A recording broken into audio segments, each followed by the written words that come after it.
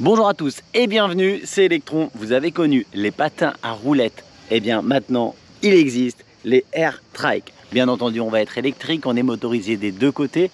On devrait se régaler dans cette vidéo. Elle va se passer un petit peu comme d'habitude. Dans un premier temps, on déballe, on regarde ce que j'ai trouvé à l'intérieur du carton. Dans un second temps, on fait le tour des spécificités. Vous allez voir qu'on a pas mal de choses à dire sur ces patins à roulettes électriques. Et puis ensuite, eh bien, je vais les essayer. J'en ai jamais fait, ce sera une première pour moi. Je vais trouver un spot bien lisse, genre un parking ou un truc comme ça, où justement ça va être adéquat pour se familiariser avec ces engins complètement délirants. Et puis à la fin, je ferai un bilan des plus et des moins que j'ai aimé sur les Air Trike qui sont là. Bon, il y a une chose à faire, les amis, c'est de foncer, vous abonner. Ça a beau être les vacances, eh bien, faut me donner de la force. Oui, oui, je vais en prendre beaucoup, je vais prendre pas mal de soleil aujourd'hui. Mais ça n'empêche que, voilà, un abonnement, 2 abonnements, plus on est de fous, plus on rit. Et puis si vous aimez mon contenu, n'hésitez pas à activer la cloche, comme ça vous avez une alerte à chaque fois que je sors une nouvelle vidéo. Bon, eh bien, moi, ce que je fais, c'est que je vous envoie le très court générique et tout de suite après, on déballe le carton. Allez, on ouvre ensemble le carton. Dans la réalité, avant de partir en vacances, je me suis bien entendu assuré que tout était chargé à bloc. J'ai essayé de ranger comme c'était, mais c'était très bien rangé.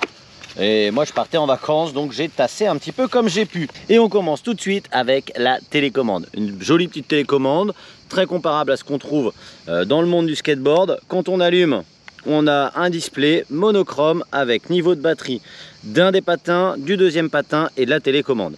Je vais avoir la vitesse instantanée en plein milieu et puis pas mal d'informations, le kilométrage parcouru, le mode utilisé en accélération et en freinage. C'est important, vous allez avoir la possibilité de changer entre 4 modes. Le mode doucement, moyen, fort et pro. Pareil pour le freinage, en tirant vers l'arrière, vous allez pouvoir choisir un mode de freinage cool, moyen, fort ou pro. On continue avec le déballage assez important ici. Vous avez un chargeur de 33,6 volts en 3 ampères-heure, 2 connectiques car on a 2 patins. Et ici, il y avait un câble. Et dans la boîte d'origine, j'avais pas la bonne prise européenne. Donc pensez-y, il vous faudra ce genre de petit cordon avec un adaptateur ici avec 2 cosses. Et là, la prise européenne. On a aussi le petit câble qui nous sert à charger la télécommande. C'est du micro USB. On n'est pas en USB-C, donc c'est l'ancienne version. Micro USB, ça vient se connecter ici à l'arrière de la télécommande. On a un sachet ici avec de quoi pouvoir changer les pièces qui pourraient être cassées sur les rollers. On a de la visserie, on a des clés BTR. Ce qui va être sympa, c'est qu'on va pouvoir aussi se débarrasser du carton. On a une housse de rangement. Et regardez à l'intérieur, c'est très soigneux. On a du polystyrène partout qui protégé. Les patins ils sont ici. On a 2 patins quasiment identiques, non complètement identiques. Et regardez, on va avoir tout un petit système comme nos vieux rollers. Alors vous voyez ces petites pièces là, faut pas vous inquiéter. Si jamais vous venez en casser, eh bien vous en avez de rechange. On a également de rechange les petits caoutchoucs. On va pouvoir personnaliser ces rollers sur le côté pour les changer, pour mettre un petit peu de fun. Ici vous voyez que c'est la partie arrière des rollers. C'est ce qui vient là, on va l'avoir en plusieurs exemplaires.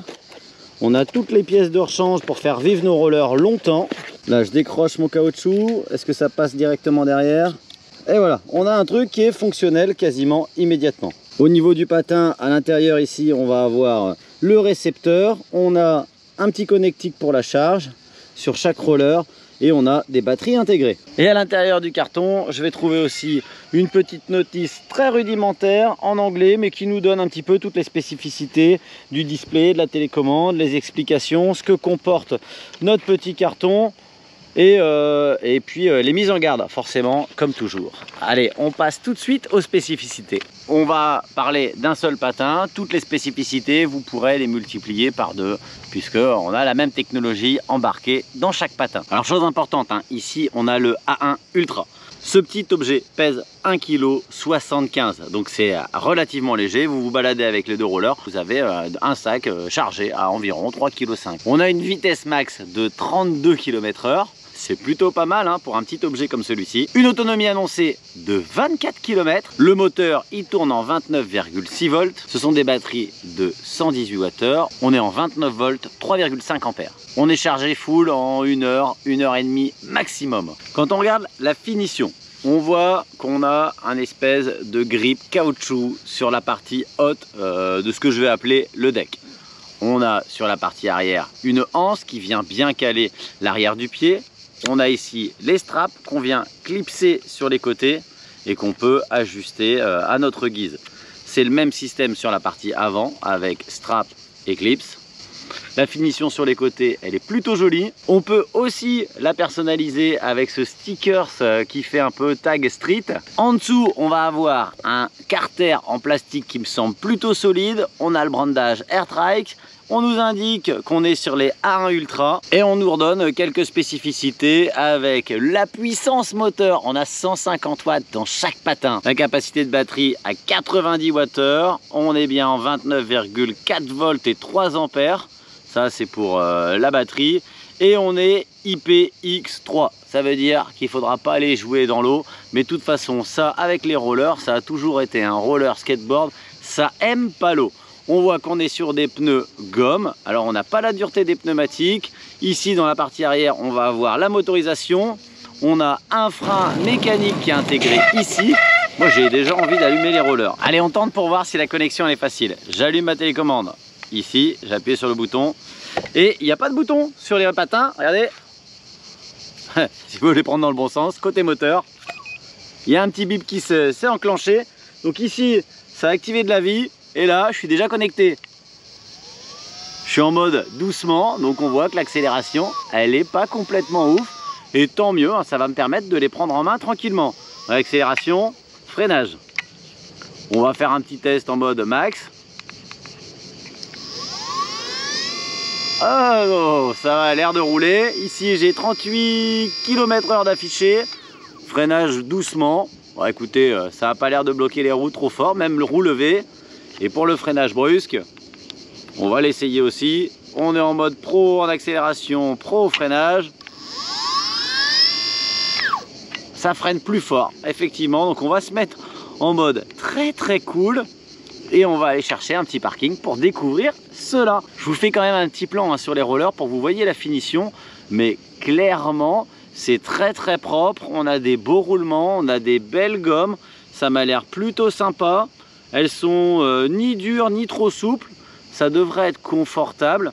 On va voir à l'usage. Ici, le petit patin de frein, on en a des de rechange. Et ce qui est bien, c'est surtout qu'on va avoir sur ces rollers un max de pièces détachées. On va pouvoir les faire vivre, on va pouvoir les faire souffrir un petit peu sans avoir besoin de repasser à la case réarmement de tout le matériel. Regardez, hop, dans ma petite box, je vais avoir le reste des autocollants pour la personnalisation. On a des sabots supplémentaires de support de talons. On a plein de caoutchouc qui me semble bien solide. On va voir à l'usage, hein, mais ça permet de mettre ça dans le sac et puis de partir sur un bon petit ride, ce qu'on va faire immédiatement. Allez, c'est parti pour le mode découverte. Dans la housse, tout rentre. Donc à transporter, c'est plutôt cool. L'activation des rollers, je vous le redis, on fait une pression comme ça. On fait rouler les roues motorisées et c'est démarré. Les cigales, on a le macadam tout magnifique. Premier test, est-ce que ça s'enfile rapidement? Bon, pour les enfiler, ça pose pas de problème. Je sens une belle pression ici, une pression là. Des deux côtés, on a des beaux roulements, ça glisse bien. Le frein, il est positionné sur l'arrière. Dans mes souvenirs, c'était sur l'avant. Je vais enfiler le deuxième. Ah, j'aurais préféré un frein à l'avant, moi, quand même. Hein. Hop. Deuxième patin enclenché. J'ai ma petite télécommande. Je vais d'abord faire un petit test déjà, sans les démarrer, pour voir comment je me sens, moi qui n'ai jamais fait de roller. On est sur une structure plutôt rigide. Je ne vais pas vous le cacher, de toute façon ça va se voir, je suis pas hyper à l'aise en patin à roulette. Comment ça marche quand on prend en main ce type d'appareil? Allez, petit test d'accélération. Comment ça se passe? J'ai ma télécommande dans la main.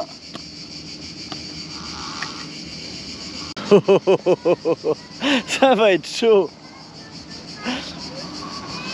Et bien heureusement que j'ai un beau sol, hein, parce que le départ il est un peu compliqué, il faut trouver son équilibre. Donc là ma petite technique, c'est un pied en avant, un pied en arrière. On est sur une structure très rigide. Moi qui ai l'habitude de 2 roues et de skateboard, j'ai envie de pencher pour tourner. Ça marche pas du tout, on est obligé de déplacer les pieds.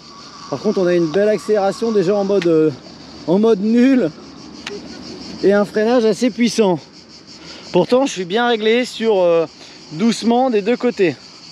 Voilà, je passe en mode moyen pour voir un petit peu comment ça accélère. On a déjà plus de pêche. Ah, c'est vachement chaud, hein. Ça monte à plus de 30 km/h. Là, je suis à 7 et j'ai déjà des sensations. Clairement, les patins sont hyper bien accrochés à la chaussure. J'ai rien qui bouge. Ce qui est le plus dur, c'est le freinage. Ça freine relativement fort. Et pour aller chercher les freins arrière, je vous avoue que c'est assez technique. Le gros avantage de ces freins-là, c'est que au moment où vous allez basculer, peut-être pour tomber à l'arrière, vous allez être freiné. Pour l'avant, il n'y a rien. Eh, on s'habitue. Ouais, clairement, moi je suis une grosse quiche en roller. Mais je vais quand même faire mon bilan. Alors mon bilan, le point négatif, hein, c'est moi. J'aurais tellement aimé être plus dégourdi. Franchement, j'aurais kiffé me régaler, prendre de la vitesse. Là, j'ai une vitesse max sur ce petit terrain d'environ 15 km/h. Le plus dur, c'est de doser le freinage. Même en mode cool, on a quand même un freinage assez puissant. Maintenant, on est sur une sensation clairement de patin à roulette. On est sur des roues bien fixes. C'est dommage, on aurait envie un peu de temps en temps d'avoir un peu de flex, hein. En tout cas, les points forts, c'est qu'on est clairement accroché au patin. J'ai vraiment une sensation, regardez mes pieds. Voilà, il n'y a rien qui bouge. J'ai pas du tout le talon qui se décolle. Et ça, c'est top. Ce que j'aime aussi, c'est le frein arrière. Il m'a sauvé la mise au moins une fois. J'aurais presque eu envie d'avoir un petit patin à l'avant pour me lancer comme avant sur les quads. C'était pas mal. Ce que j'aime, c'est la finition du produit. C'est hallucinant comment dans un si petit truc on peut avoir autant de technologie, de puissance, d'autonomie. Franchement, c'est un régal. Ce qu'il va me falloir, c'est surtout de la prise en main et de l'entraînement. Mais je sens que je vais vraiment bien me régaler. Le hic, c'est qu'aujourd'hui il fait très chaud. La GoPro, elle arrête pas de planter. Allez, ça a coupé. Problème de chaleur, la GoPro elle en peut plus. Moi non plus en même temps, hein. Ça fait quelques jours maintenant qu'on est là au soleil. J'essaie de trouver des petits moments pour rider et pour les essayer. Finalement, ce que vous avez vu là dans la première partie, c'était du ride sur les 15 premières minutes d'utilisation. Donc finalement, je m'en sortais quand même pas si mal. Cette semaine, j'en ai profité pour les ressortir un petit peu. Alors clairement, hein, pour l'apprentissage, il faut un macadam irréprochable, très propre. On a une vraie sensation de patin. Comme on n'a pas de truck, on n'a pas la possibilité de jouer sur l'angle des patins. Ils sont toujours les 4 roues bien par terre, bien à plat. Donc il faut bien lever les pieds, poser son pied plat au sol. Et on a très vite des sensations. Quand ils sont éteints ou qu'on n'accélère pas, ça roule bien, hein, ça ride, ça freine pas trop par le moteur à l'arrière. On a une bonne sensation de roulement. Quand on commence à kiffer un petit peu et prendre de la vitesse, c'est vraiment sympa. Il faut cependant bien prendre le temps de prendre des belles positions pour le freinage parce que ça freine dur, hein, même en mode souple. Mais c'est vachement ludique. Franchement, c'était vraiment un régal. Il y a plein de monde qui est venu me voir pendant le tournage. C'était compliqué à tourner et par la chaleur. Moi, j'avais très chaud. La GoPro, elle n'arrêtait pas de planter et il y avait trop de curieux. Ce que je relève de négatif, eh bien, il y a une prise en main certaine à avoir. Maintenant, une fois qu'on les a reçus, on y arrive au bout d'un moment quand même. Ce que je retiens de très positif, c'est tous les plastiques. J'avais des doutes, hein. On a tellement toutes les pièces de rechange. Je me suis dit, s'ils mettent autant de pièces de rechange, c'est peut-être que les parties plastiques, elles sont fragiles. En fait, pas du tout, hein. J'ai rien abîmé. On sent que ça respire la solidité. On a des pièces en plus et ça, c'est vraiment très bien. Le truc génial aussi, c'est que ça prend vraiment pas de place, hein. Dans la petite housse, 3,5 kg, ça s'emmène facilement. Dans un sac à dos, on n'en parle même pas. Vous avez 3 modèles différents. Ici, je vous l'ai dit, on est sur les A1 Ultra. Vous avez de quoi vous faire plaisir à partir de 499 € sur le site de Airtrike et jusqu'à 629 €. Pour les A1 Ultra qui sont là devant moi, ça peut être un super cadeau. De toute façon, le lien de ces Airtrike A1 Ultra, je vous le mets en description et dans le premier commentaire. N'hésitez pas à aller faire les curieux. C'est un nouveau style de déplacement. Si vous faites du transport multimodal, vous devez prendre le bus. Il y a un autre truc aussi, c'est que un patin fait 90 Wh et il me semble qu'on ne dépasse pas la batterie maximale qu'on ait le droit d'emmener en avion. Donc c'est le seul petit véhicule électrique qu'on peut emmener en déplacement en avion et je pense surtout que c'est le plus petit et le plus fun de tous les moyens de déplacement électrique personnel. Merci les amis de m'avoir suivi. N'hésitez pas à balancer un max de commentaires, à partager la vidéo et à vous abonner si ce n'est pas déjà fait. Je vous dis à bientôt et surtout bon ride.